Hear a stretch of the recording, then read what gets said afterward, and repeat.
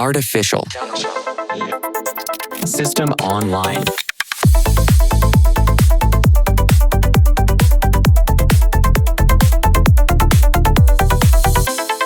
Welcome back to the Deep Dive. If you've been following along with our work in the Surviving AI curriculum, you know we really operate from one core philosophy. And it's an urgent one. The AI revolution isn't something on the horizon. It's not a forecast. It's the economic reality we're living in right now. That's absolutely right. And today, we're getting into what is maybe the most actionable intelligence we can offer. In our last deep dive, we talked about that great divergence. Right. The idea that a college degree counterintuitively might make you more vulnerable. Exactly. So now we're moving from the who is at risk to the unavoidable and essential question of when. Because without a timeline, adaptation is it's guesswork. But with one, you suddenly have an operational blueprint. You have a plan for survival. Yes. So our mission today is to focus precisely on the timeline. When your job disappears month by month, we're going to break this down into two very distinct phases.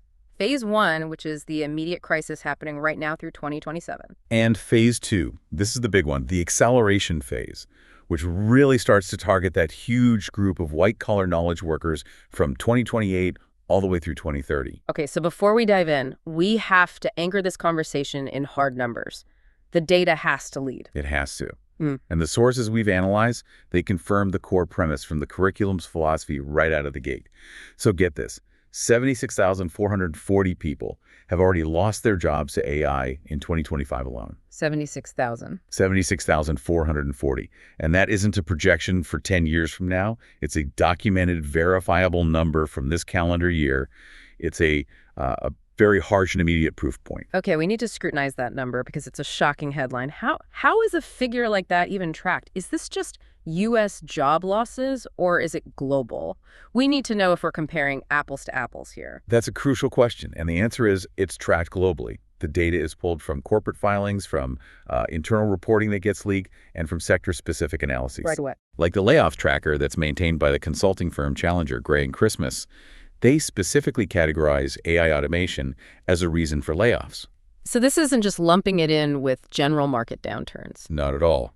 It ensures we're looking at losses that are directly tied to an AI integration decision. It separates them from, cyclical market layoffs. Right. And that immediate measurable impact, it really grounds this whole conversation in reality. It certainly does. And when you pull back and look at the bigger global context, the scale is, it's intimidating.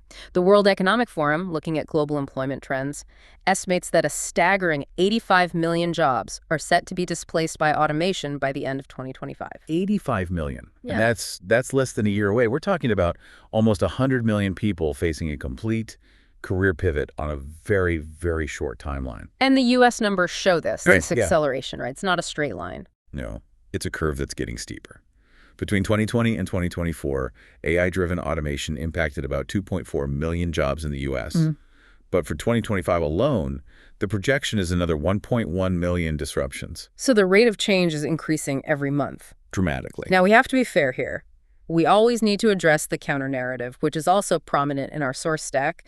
AI is destroying old jobs, yes, but isn't it also creating new ones? It is. That's absolutely right.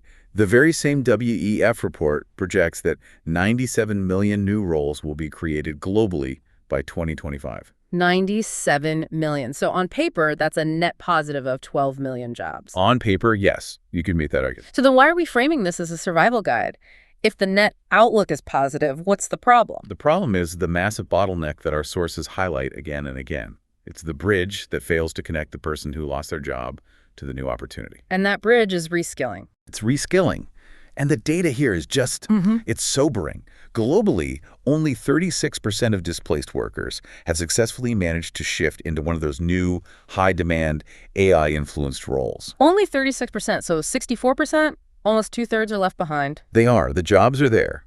But the capacity of the average displaced worker to bridge that skills gap in time is severely limited.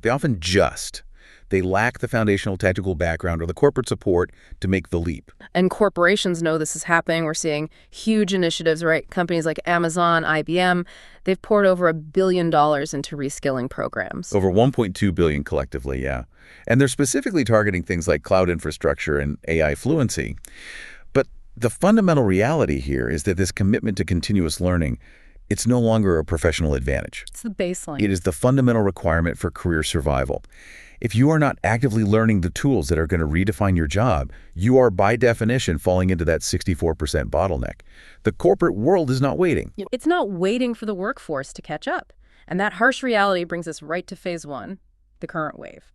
This is the timeline for jobs being restructured, redefined, and eliminated right now, from today through 2027.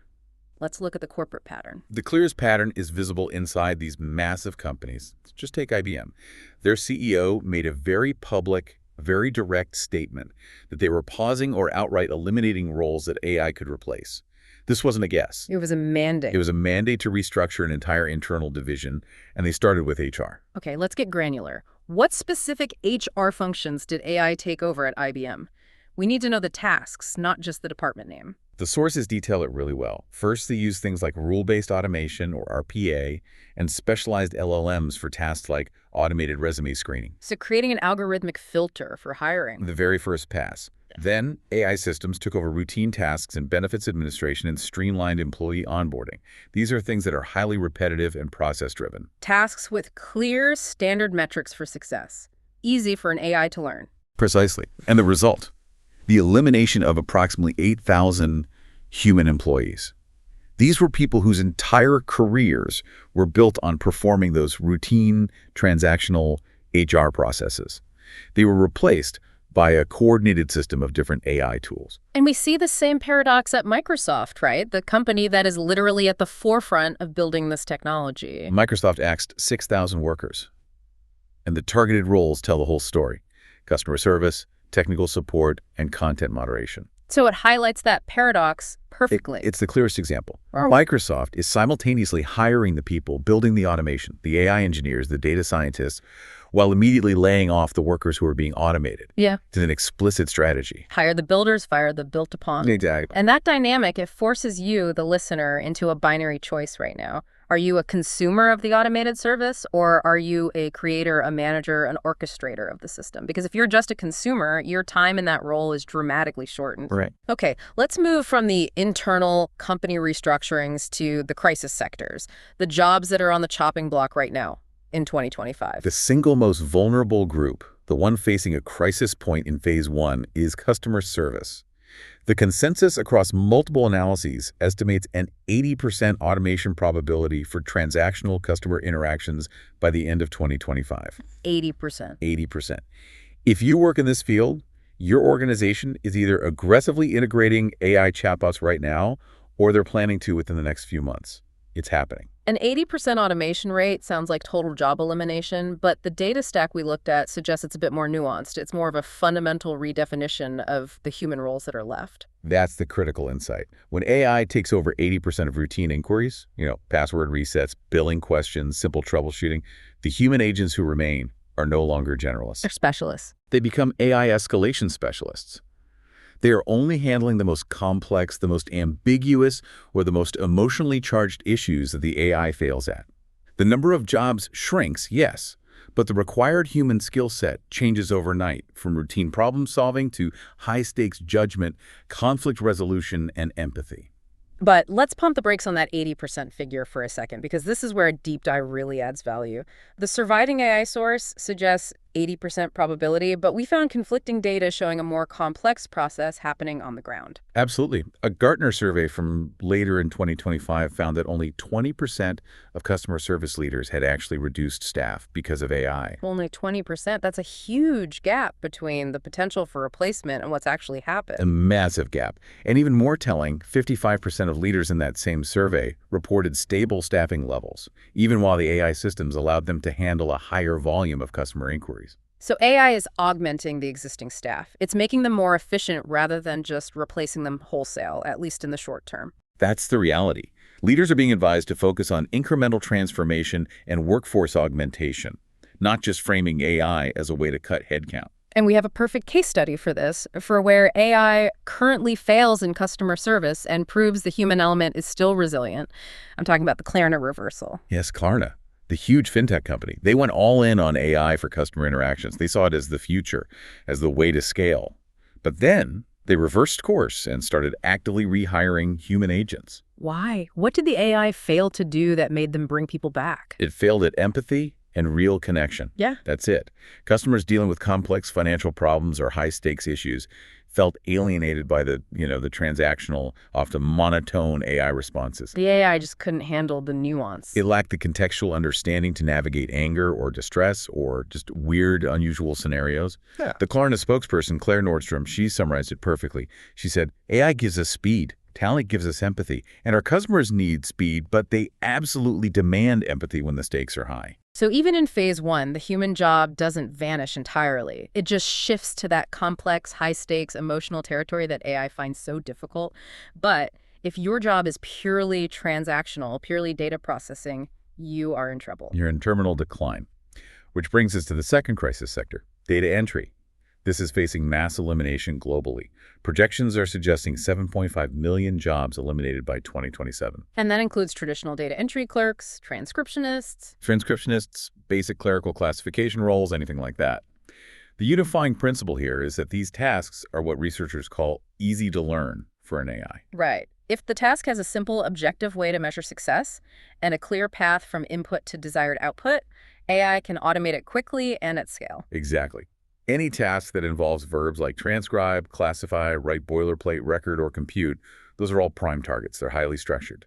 And this structural assault on routine, easy-to-learn tasks isn't just for lower-wage jobs. Phase one also includes an early, very strategic strike on highly educated, transactional white-collar professions, specifically junior legal positions. The legal sector always thought it was insulated, Right. high barriers to entry, complex domain knowledge. But the reality is that the modern law firm is rapidly deploying AI platforms for the routine, labor-intensive parts of their work. Specifically, things like case law research, document review, contract analysis. And discovery and litigation, all the foundational work that was traditionally given to junior associates and paralegals. Think about it. The entry-level paralegal who used to spend weeks researching precedents for a huge case or sifting through thousands of documents for discovery. An AI platform now does that in minutes. And with greater accuracy and consistency, the efficiency gain is simply too massive for any firm to ignore. Which means the entire entry point into the legal profession is changing right now. If your role was manual research and analysis, you're out.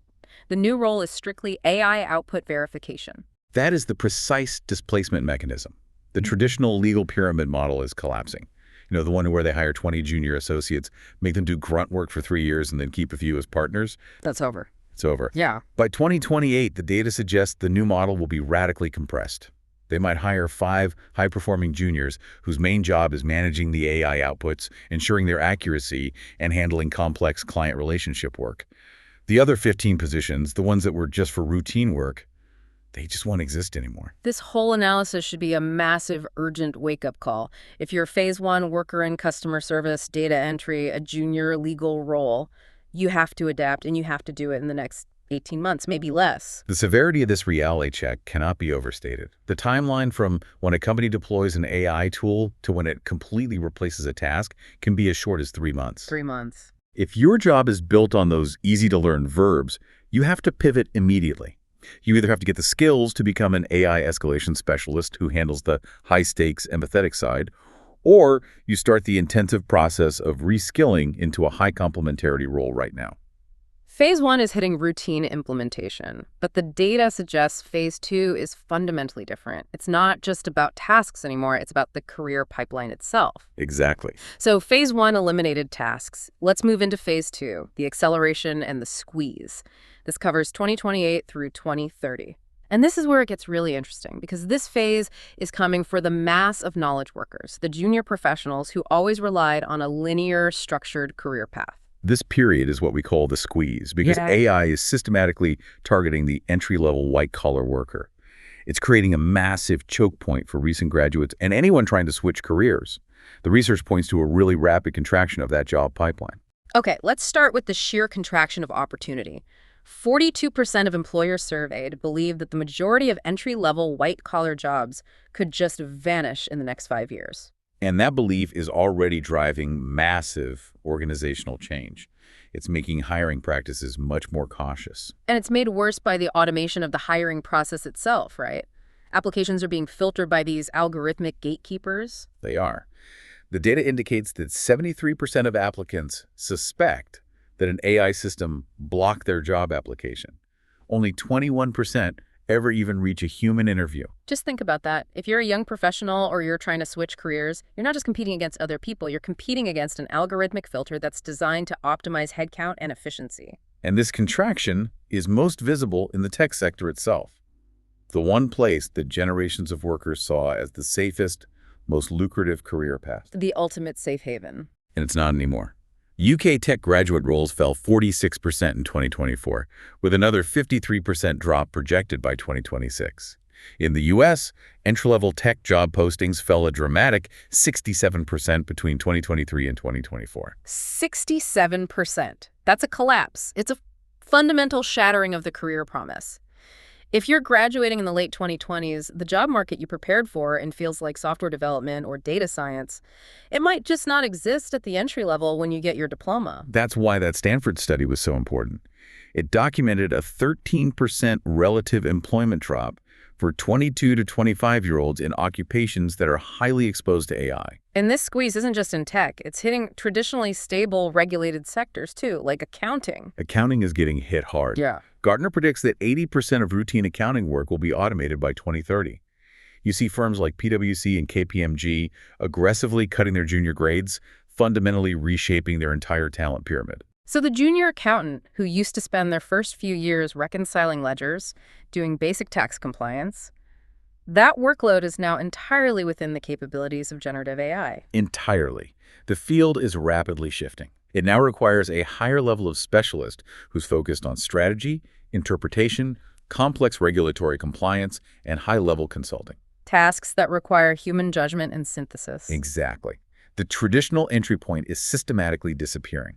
It reinforces this idea that the revolution favors the highly experienced high performer who can manage the AI system over the novice who needs routine work just to learn the foundations. And this shift is nowhere more paradoxical than in software engineering. For decades, being a developer was seen as the safest job you could have. Now we're projecting that entry-level software engineering jobs will be 40 to 50% fewer than in 2023. That's by 2028, 2030. Why? Why is the very profession building the tools getting hit so severely at the entry level? The sources give us a clear two-part answer. First, AI automates the easy-to-learn tasks that make up a junior engineer's early experience. This is writing common routines, utility functions, boilerplate code, simple unit tests. Traditional front-end development. All of it. Tasks where the desired output is clear and the knowledge base, like GitHub, is vast and structured. We've seen studies showing an engineer using a tool like GitHub Copilot can be up to 56% faster on a basic task. That productivity gain is incredible, but if the AI handles all the low-hanging fruit, what happens to the junior engineer trying to learn? And this is the core of the automation paradox, and it's so important to understand. If a young developer uses AI to generate all the routine code for them, it systematically removes the critical thinking and discovery phase of learning. They miss the struggle. They miss what one veteran programmer called the precious priceless part, where you root around blindly until you finally understand why the system broke. So by relying on AI for the simple stuff, it removes the scaffolding they need to handle the catastrophic, complex problems later. You risk creating a whole generation of categorically less capable senior engineers in the long term. It's a perfect analogy to the Air France Flight 447 disaster. The pilots on that flight were so used to the autopilot handling everything that when it disengaged in a high-stress situation, they lacked the core manual flying skills needed to recover the aircraft. And it led to critical errors. Fatal errors. It's the same idea. If junior engineers only step in when the AI code, quote, immediately shits the bed on a complex system-level problem, they just don't have the foundational knowledge that comes from writing and debugging simple things hundreds of times manually. This means the entire role is shifting. You're no longer hired to write code. You're hired to manage the system the AI has written. Absolutely. The developer's role shifts from being a craftsman at a keyboard to being a curator, a reviewer, an integrator, and a problem solver. Human judgment is still vital, especially for applying code to complex, context-dependent problems where the AI's output needs significant refining. So you're moving from coding a specification to curating an outcome. That's a great way to put it. And looking toward the immediate future of software engineering, we have to talk about the next technical shift that's driving this, the emergence of agentic AI. Agentic AI is a huge leap beyond just simple code completion. It moves away from the single-shot prompt and response model that people are used to. These are autonomous systems. They're designed to pursue high-level goals on their own, iteratively. So they can plan a multi-step project, execute actions, use tools like APIs, and adapt their behavior when they hit an error. That's correct. In essence, an agentic AI could handle the end-to-end development of a small feature, or even a full utility app, based on a single high-level instruction. And this evolution means the developer's role will pivot again. It will. Into what some sources are calling intent engineers, or AI orchestrators. Instead of writing code, your job is to define the system's goals, manage the communication between multiple autonomous agents, and ensure the overall architectural integrity. Which demands mastery of those higher-order skills we'll talk about later, like system design and deep debugging. The skills needed for bugs an AI agent can't handle. It's all about information, data, and digital services being radically disrupted in phases 1 and 2. But the final beautiful irony of phase 2 is this counter timeline that provides genuine resilience. The skilled trades boom. Right. While engineers are losing entry-level jobs, we see this massive resurgence in roles that require physical labor and non-standardized problem solving. It's the complete paradox of the AI era. AI cannot build its own infrastructure. Every data center, every server rack, every cooling unit required to power these massive AI models demands an army of skilled tradespeople. And what specific roles are we talking about that are seeing this explosive demand right now? Electricians are at the very top. They manage the massive power demands of data centers. HVAC technicians are crucial for the cooling systems that prevent these places from overheating. We're also seeing high demand for plumbers, construction workers, and network infrastructure specialists who are laying the physical fiber optic lines. Jensen Huang, the CEO of NVIDIA, the company literally driving the AI hardware boom, he said publicly that we have an enormous shortage of electricians, plumbers, and carpenters. This isn't low-wage work. This is high-demand, high-wage work. It is, and the market indicators back this up. Trade school enrollments are up 30% year over year. Starting wages for experienced electricians have increased 25% in metro areas near major data center hubs. We're even seeing signing bonuses for experienced HVAC techs. So why? Why are these roles so incredibly resilient compared to the junior lawyer or the entry-level software engineer? The ultimate protection factor is physical unpredictability. It's that simple. Every job site is different. Every repair is unique. The real world is just. It's full of chaos that requires adaptive dexterity and fine motor skills. Think about climbing into a cramped attic, routing new wire through existing drywall, or diagnosing a weird fault in an ancient furnace with rusted parts. A robot simply cannot navigate that level of real-world chaos reliably or affordably. Not yet. Physical work that requires cognitive and social capabilities. It accounts for about 35% of U.S. work hours, and the near-term influence of automation there is far, far narrower than in white-collar information processing. The complexity of physical perception, manipulation, and situational awareness is just a much harder problem for AI to solve than processing text or code. Exactly. So if you're looking for a career with structural stability through 2035, the irony is that you could do far worse than getting a master electrician license. It's a complete inversion of the social contract we've operated under for the last 50 years. And it forces us to move beyond just tracking job losses and start analyzing the axis of value.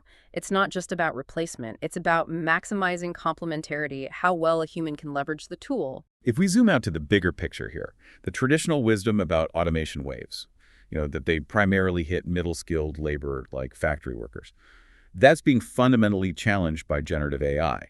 The data is clear. AI exposure is greatest in higher-paying roles that involve intensive information processing and analysis. And that is the pivotal shift. So if I'm an educated professional, my high salary and my specialized skills are no longer insulation. They're actually a marker of exposure simply because my work involves the exact kind of digital cognitive tasks that AI is exceptionally good at. That's the consensus from major institutions like MIT and the IMF.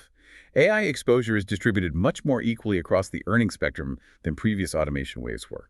High-exposure jobs are heavily concentrated among professionals, managers, and clerical support workers. This brings us to a crucial metric that the IMF developed to distinguish exposure from actual vulnerability. It's the Complementarity Adjusted AI Occupational Exposure, or CAIOE. Let's slow down on this. How do the sources define complementarity, and how does it change our view of the threat? This metric is so vital because simple exposure, just how many tasks in your job could be automated, that only tells half the story. Complementarity measures the capacity of the human worker to effectively use and leverage the AI tools to increase their productivity and shift their focus to higher value tasks. So high exposure doesn't automatically mean high vulnerability, as long as the worker can adapt and use the AI effectively. Exactly. The CAIOE metric shows that clerical support workers have the highest vulnerability. They have high exposure, but a low capacity to leverage the technology. They're the most likely to be purely replaced. But professionals and managers? Professionals and managers, while also highly exposed, have a high potential for complementarity. So if they actively adapt and master the tools, they're actually well-positioned to benefit tremendously. It's the classic calculator analogy re-examined. The calculator didn't get rid of accountants. No, it enhanced their ability to perform calculations quickly, which led the whole profession to pivot to more complex requirements, like strategic tax planning and deep financial interpretation. AI must be treated as that kind of enhancement, not just a substitute.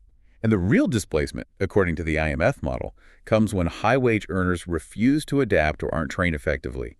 The adaptive high-wage worker might see a disproportionate increase in earnings, which could actually intensify income inequality. Okay, so with that in mind, let's identify the roles that are structurally protected, the ones secured by these fundamental human factors even post-2035.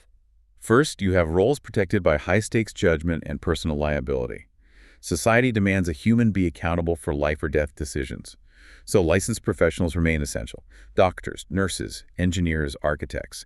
AI can assist, but the human retains the liability and the final signature. Second, the segment we just discussed, physical unpredictability. The service trades remain 90% or more human. Plumbers, auto mechanics, HVAC techs. The physical world is still too complex. And third are the strategic and emotional roles.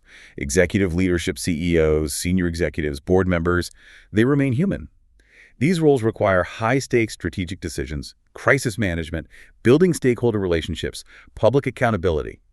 AI provides analysis, but humans have to make the final call and carry the emotional weight. So if those are the jobs secured by structural factors, what are the essential human skills we need to cultivate right now to maximize our own complementarity score? This is the new currency. The demand signal for new skills is accelerating at a rate we've never seen before. The ability to use and manage AI tools, what we call AI fluency, has grown 7-fold in job postings in the last 2 years. That's faster than any other tracked skill set. It's the new baseline digital literacy. And for those who achieve that fluency and pivot, there's a quantifiable reward. You call it the AI premium. Absolutely. The 2025 Dice Tech Salary Report confirms it. Professionals whose roles involve designing, developing, or implementing AI solutions command an average salary that is 17.7% higher than their peers who aren't involved in AI work. And this premium exists because these roles require durable meta skills. These meta skills sound a bit abstract. What do they actually look like in practice? They're non-trivial skills that AI can't easily automate. First, system design and architecture. This isn't about writing the code. It's about thinking holistically about large-scale systems. It's deciding which cloud service handles authentication, which microservice is responsible for data ingestion. How do we make them all talk to each other without breaking? It's strategic decision-making. That AI can't yet master. Second is deep debugging. What's that? Well, an AI can handle a simple bug, like a syntax error, but it fails spectacularly at diagnosing complex intermittent bugs that come from system interactions or race conditions or deeply buried contextual flaws. Deep debugging is the ability to maintain and fix massive legacy systems. It's a highly non-routine, context-dependent skill. And finally, technical communication, the bridge between the builders and the users. This is so critical. The best meta-skill workers are the ones who can explain complex concepts, why the AI made a certain decision, or why an architecture is secure to both technical teams and non-technical executives. It requires clarity and synthesis, a core human skill. And we can't forget the foundational, essential human skills, the social and emotional capabilities that are the hardest for AI to replicate. no matter the industry. Correct. Tasks that involve verbs like advising, instructing, diagnosing, teaching, or caring are inherently hard to learn for AI. They lack clear, objective metrics for success and are deeply dependent on context and human interaction. Problem solving, leadership, communication. These core transferable skills are essential across the board. And all of this points to one non-negotiable requirement for survival: continuous learning. The half-life of technical skills is just shrinking so fast. Upskilling and agility are fundamental now. The expectation that you will continually reinvent your skill set to match the pace of automation, that's the new reality. It is. But the structural solution isn't just on the individual worker. The data really emphasizes that organizations have to adopt a winning strategy by redesigning entire workflows. So it's not enough to just automate a single task. The biggest gains, the highest complementarity scores, they come from transforming entire workflows around human-AI collaboration. BCG's research shows that companies that proactively reshape work save significantly more time and sharply sharpen employee decision-making. Okay, let's make that relatable. Before we get into the complex biopharma example, how does that look in a typical office job? Okay, imagine a marketing department. Historically, a junior copywriter might spend 80% of their time generating 10 different draft taglines for a product and 20% of their time selecting the best one. Right. With workflow redesign, the AI platform generates those 10 drafts in seconds. The junior writer's role shifts instantly. They now spend 90% of their time on contextualizing, branding, ensuring compliance, and refining the one best draft based on strategic human judgment. So the flow is redesigned to maximize human strategic input, not just automate typing. Precisely. Now give us that high-stakes example of the biopharma company. A global biopharmaceutical company was facing massive bottlenecks in its regulatory compliance process, specifically drafting clinical study reports. Medical writers were manually compiling huge amounts of trial data and drafting these long, complex reports. It took weeks. And now? The company developed an AI platform to synthesize the data and generate comprehensive draft reports in minutes. So the medical writer's job is no longer to draft the report. Exactly. Their role shifts entirely from manual drafting to collaborating with the AI system. They're applying clinical judgment, validating the AI's output against source materials for accuracy, ensuring rigorous regulatory compliance. The core human value shifts from transcription and compilation to validation and judgment. The manager's job changes too then. Completely. From supervising human writers to orchestrating this hybrid system of people and AI agents. And for this kind of radical redesign to actually work, the data shows that leaders have to commit to supporting the humans involved. Yes. The BCG survey showed a massive difference. When leaders transparently show strong support for AI integration, employee positivity toward the change rises from 15% to 55%. And regular usage of AI tools is sharply higher for employees who get at least 5 hours of dedicated training. So communication and training are essential. They're essential for bridging what many call the silicon ceiling that frontline employees face. This courage to redesign the entire process, not just automate one task, is what separates the leaders from the laggards. Okay, let's consolidate this. Let's summarize these critical phases and what they mean for you, the listener. We've established two distinct, unavoidable displacement phases. We have. Phase 1, now through 2027, is the aggressive elimination and redefinition of transactional roles. Data entry is in terminal decline, 7.5 million positions gone by 2027. Customer service is being transformed, leaving only AI escalation specialists. Junior legal positions are seeing their traditional pyramid structure collapse. And phase 2, 2028 through 2030, is the acceleration, squeezing the mass of junior knowledge workers. Entry-level accounting is contracting, with 80% of routine work automated. Entry-level software engineering jobs are projected to be 40 to 50% fewer than in 2023 because of the automation paradox and agentic AI. But phase 2 also reveals the great resilience of the skilled trades. Electricians, HVAC technicians, plumbers, they're seeing massive demand because AI can't build or maintain its own physical infrastructure. Their protection factor is physical unpredictability. So the ultimate actionable takeaway from this deep dive is what the curriculum recommends. You need to create your personal 36-month timeline now. You need to assess your current job's automation risk based on these task profiles we've discussed. Are you performing easy-to-learn, repetitive tasks? Or are you focused on hard-to-learn tasks requiring context, empathy, and judgment? Identify the specific tasks in your job that fall under those easy-to-learn verbs compute, transcribe, record, draft, boilerplate. Those are your immediate threats. Then you have to commit to acquiring AI fluency and the meta-skill system design, deep debugging, technical communication that will increase your complementarity score and get you that AI premium. And I think the most profound insight here, the one that challenges the very foundation of modern career stability, is this. AI's impact is hitting high-wage information processing jobs the hardest. This fundamentally challenges the entire social contract that a college degree guaranteed you financial security. That's the crux of it. The question going forward isn't whether you're educated, it's whether your education taught you the enduring human skills that AI cannot yet replicate. Judgment, creativity, ethical reasoning, complex system orchestration. You have to choose adaptation or you risk becoming obsolete. The future doesn't belong to those who avoid AI. It belongs to those who master the ability to curate and lead the systems that AI builds. Start building that timeline today.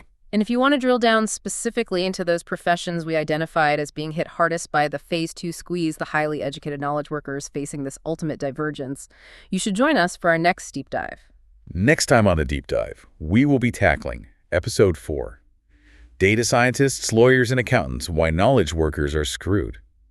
We're going to detail the specific granular vulnerabilities within these highly paid professions and provide precise strategies for surviving the impending collapse of their traditional career models. Don't miss it. Until then, keep digging into your own task list. We'll talk to you soon.